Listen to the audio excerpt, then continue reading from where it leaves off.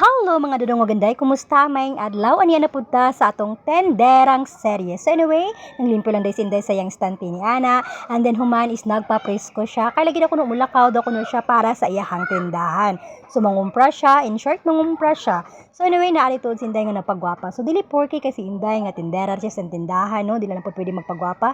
Magpagwapa gid si Inday unsa mo. Char lang, no? Shout out ko sa kumbana, no, nga mo giningon nga magpagwapa gid ako kung mulakaw.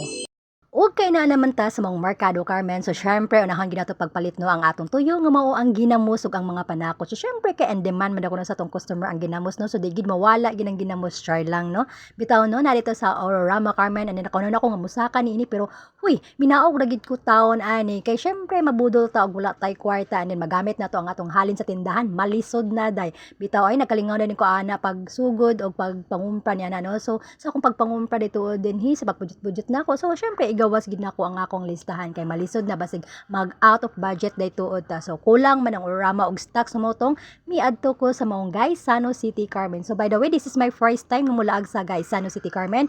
Og syempre di gid mawala ang snacks no kay syempre ang tiyan gapangwit baya pud ang kan og dili pud lalim nga mangumpra nga walay snacks. So anyway, naday ko sa ground floor ani sa Gaisano City Carmen o in fairness sa luag ang ilahang Gaisano City Carmen. So ana lang, bye and amping.